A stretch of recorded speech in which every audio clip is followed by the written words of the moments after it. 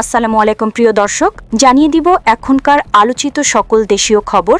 শুরুতেই জানিয়ে দেব সংবাদ শিরোনামগুলো। অন্তর্বর্তী সরকার কি করে গেল জানতে চান ঘুমের ভুক্তভোগীরা। ওসমান হাদি হত্যার বিচার দাবিতে যমুনার সামনে অবস্থান ইনকিলাব মঞ্চের। নির্বাচনে আওয়ামী লীগের অংশগ্রহণ নিয়ে কূটনীতিকরা কোনো চাপ সৃষ্টি করেননি বলছেন তৌহিদ হোসেন। জানাবো আওয়ামী লীগের ৪৮% ভোট যাবে বিএনপির দিকে, জামাত পাবে ২৯%। জানাবো হাদি ইস্যুতে আইনশৃঙ্খলা বাহিনীর তদন্তে আস্থা নেই নাসরুদ্দিন পাটোয়ারির। এবং সর্বশেষ জানাবো পুরান ঢাকায় ভোট কেন্দ্র থেকে বিপুল পরিমাণ স্টাম্প উদ্ধার। প্রিয় দর্শক, এতক্ষণ দেখছিলেন সংবাদ শিরোনামগুলো, এখন জানাবো বিস্তারিত খবর। অন্তর্বর্তী সরকার কি করে গেল জানতে চান ঘুমের ভুক্তভোগীরা। বাংলাদেশ থেকে ঘুম নামক অপরাধকে চিরতরে বিচ্ছিন্ন করে ফেলা হবে বলে জানিয়েছেন আইন ও সংসদ বিষয়ক উপদেষ্টা ড আসিফ নজরুল। তিনি বলেছেন, ঘুমের বিরুদ্ধে আমাদের জিরো টলারেন্স ছিল। এই জিরো টলারেন্সের যে ভিত্তিভূমি স্থাপন করেছি, আগামী সরকার সেগুলো অবশ্যই অব্যাহত রাখবে। বাংলাদেশ থেকে ঘুম নামক অপরাধকে আমরা চিরতরে বিচ্ছিন্ন করে ফেলব। আওয়ামী লীগের আমলে ২০১২ সালে ঘুমের শিকার হয়েছিলেন বরিশালে বিএনপির রাজনীতির সঙ্গে যুক্ত ফিরোজ খান ও তার ভাই। স্বামীকে হারিয়ে বিপর্যস্ত ফিরোজের স্ত্রী আমিন আক্তার বৈঠকে অংশ নিয়ে তিনি অভিযোগ করেন, ঘুমের ভুক্তভোগী পরিবারগুলো কেমন আছে সেই খবর নেইনি অন্তর্বর্তী সরকার। তিনি কাঁদতে কাঁদতে বলেন, অন্তর্বর্তী সরকার আমাদের ঘুম পরিবারগুলোর জন্য কি করে গেল? যদি কিছু না করে যেতে পারে, তাহলে আগামী সরকার যেন এই পরিবারগুলোর পাশে থাকে, সেরকম কিছু করে যান।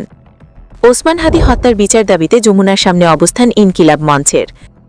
শহীদ ওসমান হাদি হত্যার সুষ্ঠু বিচার এবং জাতিসংঘের তত্ত্বাবধানে নিরপেক্ষ তদন্তের দাবিতে অন্তর্বর্তীকালীন সরকারের প্রধান উপদেষ্টার বাসভবন যমুনার সামনে অবস্থান নিয়েছেন ইনকিলাব মঞ্চের নেতারা। অবস্থান কর্মসূচি চলাকালীন ইনকিলাব মঞ্চের সদস্য সচিব আবদুল্লাহ আল জাবের বলেন, নিরাপত্তা বিঘ্ন হতে পারে এই বিবেচনায় আমরা অল্প কয়েকজন মানুষ এসেছি। আমরা চাইলে আরও মানুষ আনতে পারতাম। প্রধান উপদেষ্টার আশ্বাস না পাওয়া পর্যন্ত শহীদ ওসমান হাদির স্ত্রীকে নিয়ে আমরা অপেক্ষা করছি। বিচারের পরিপূর্ণ আশ্বাস না পেলে আমরা অবস্থান কর্মসূচি ছেড়ে যাব না। তদন্তের বিষয়ে সুনির্দিষ্ট দাবি জানিয়ে জাবের আরও বলেন, শহীদ হাদি হত্যার ঘটনা নিয়ে জাতিসংঘের অধীনে একটা নিরপেক্ষ তদন্ত শুরুর ঘোষণা না দেওয়া পর্যন্ত আমরা এই কর্মসূচি ছেড়ে যাব না। নির্বাচনে আওয়ামী লীগের অংশগ্রহণ নিয়ে কূটনীতিকরা কোনো চাপ সৃষ্টি করেননি বলছেন তৌহিদ হোসেন। পররাষ্ট্র উপদেষ্টা এম তৌহিদ হোসেন জানিয়েছেন, নির্বাচনে আওয়ামী লীগের অংশগ্রহণ নিয়ে বিদেশি কূটনীতিকরা কোনো চাপ সৃষ্টি করেননি। আসন্ন নির্বাচনে আওয়ামী লীগের অংশগ্রহণ নিয়ে বিদেশি কূটনীতিকদের পক্ষ থেকে কোনো চাপ আছে কিনা জানতে চাইলে পররাষ্ট্র উপদেষ্টা বলেন, আমার সঙ্গে যারা দেখা করতে এসেছেন তাদের কেউ কেউ বিষয়টি জানতে চেয়েছেন, সবাই নয়। তবে কেউ কোনো ধরনের চাপ সৃষ্টি করেননি। কেউ বলেননি এটা আপনাদের করা উচিত বা উচিত নয়, কিংবা এটা করতে হবে। কেউ কেউ শুধু জানতে চেয়েছেন নির্বাচনে আওয়ামী লীগ অংশ নিচ্ছে কিনা। আমি বলেছি, এই পরিস্থিতিতে আওয়ামী লীগ অংশ নিচ্ছে না। সাংবাদিকদের সঙ্গে বিদায়মত বিনিময়কালে পররাষ্ট্র উপদেষ্টা বলেন, আমরা আশা করছি ১ সপ্তাহের মধ্যে নির্বাচন হয়ে যাবে। যদিও সন্দেহান্য লোকজনের এখনও অভাব নেই, তবে আমার মনে হয় নির্বাচন না হওয়ার তেমন কোনো কারণ নেই। এরপর কোয়ালিফিকেশনের প্রশ্ন আসে। নির্বাচন পারফেক্ট হয় এটা খুবই রেয়ার। পারফেক্ট কোনো কিছুই হয় না, জীবনে কোনো কিছুই পারফেক্ট হয় না, কিছু সমস্যা থাকেই। তবে দেখতে হবে নির্বাচনটি জনমতের প্রতিনিধিত্বশীল হয়েছে কিনা। জনমত কি তা বোঝার জন্য শুধু সংখ্যার দিকে তাকাতে হয় না, এটা আমরা মোটামুটি বুঝে যাই। এর আগে যে 4টি নির্বাচন হয়েছে, যেগুলোকে আমরা নির্বাচন বলি, সেখানে প্রতিটিতেই জনমতের প্রতিফলন ঘটেছিল। তিনি বলেন, আমি দীর্ঘদিন ভারতে ছিলাম। বৃহত্তম গণতন্ত্রের দেশ বলে তারা নিজেরাই গর্ব করে। সেখানেও পারফেক্ট নির্বাচন হয় না, কিছু সমস্যা থাকেই।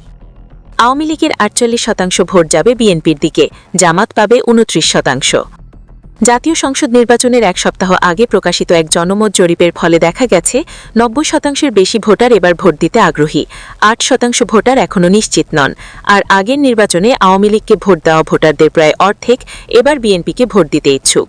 জরিপে আরও উঠে এসেছে, আগে আওয়ামী লীগকে ভোট দেওয়া ভোটারদের মধ্যে ২৯.৯%, জামাত ইসলামীকে ৬.৫%, জাতীয় নাগরিক পার্টিকে ভোট দেবেন বলে জানিয়েছেন। এছাড়া ১৩% অন্যান্য দলকে ভোট দেওয়ার কথা বলেছেন এবং ২.৪% ভোটার এখনও সিদ্ধান্তহীন অবস্থায় রয়েছেন। জরিপ পরিচালনাকারী দুটি সংস্থা দেশের ৬৪ জেলায় ১৮০টি সংসদীয় আসনের ভোটারদের কাছ থেকে মতামত সংগ্রহ করে। এতে অংশ নেন মোট ১১৪৮ জন ভোটার। জরিপটি ২ ধাপে সম্পন্ন হয়, যা শুরু হয় ২০২৫ সালের ২০ নভেম্বর এবং শেষ হয় ২০২৬ সালের ৩১ জানুয়ারি। জরিপের ফল তুলে ধরে সিআরএফের স্ট্র্যাটেজিক কোঅর্ডিনেটর জাকারিয়া পলাই জানান, জরিপে অংশ নেওয়া ৬৭.৩% ভোটার জানিয়েছেন ভোট দেওয়ার ক্ষেত্রে তারা দুর্নীতির ইস্যুকে সর্বোচ্চ গুরুত্ব দেবেন। এছাড়া ৩৫.৯% ভোটার ধর্মকে গুরুত্বপূর্ণ বিবেচনা বিষয় হিসেবে দেখছেন।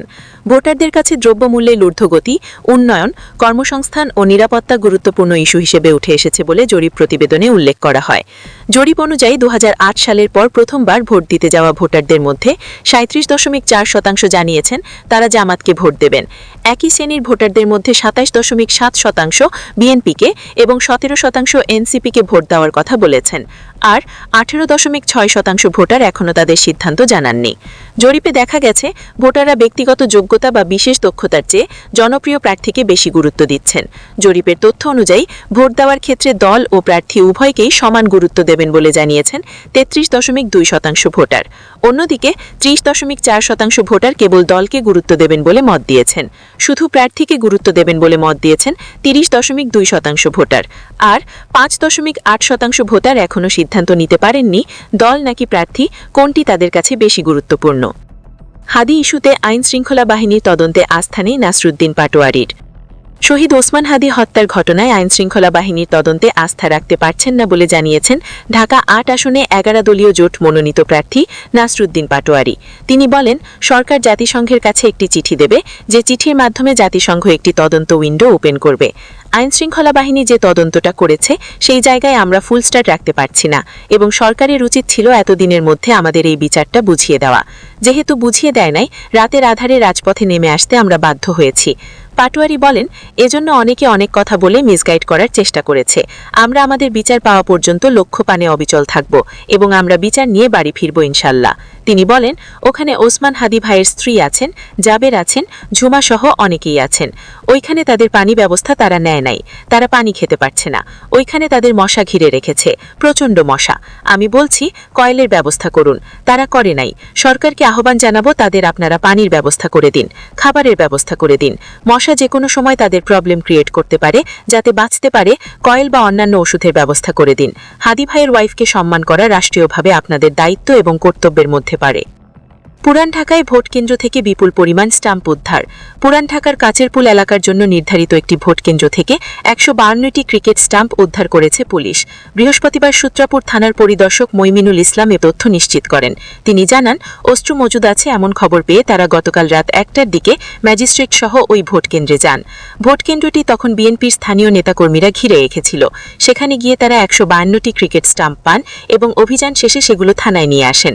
স্টাম্পগুলো কারা জড়ো করেন জানা গেছে কিনা জানতে চাইলে নাসূচক জবাব দেন এই পুলিশ কর্মকর্তা। তিনি বলেন, এর পেছনে রাজনৈতিক কোনো কারণ বা উদ্দেশ্য ছিল কিনা সে বিষয়ে তারা এখনও নিশ্চিত না। প্রিয় দর্শক, এই ছিল এখনকার গুরুত্বপূর্ণ নিউজ। আরও গুরুত্বপূর্ণ নিউজ নিয়ে ফিরছি কিছুক্ষণের মধ্যে। নিউজগুলো সবার আগে দেখার জন্য এই চ্যানেলটি সাবস্ক্রাইব করে আমাদের সাথে থাকুন। ধন্যবাদ।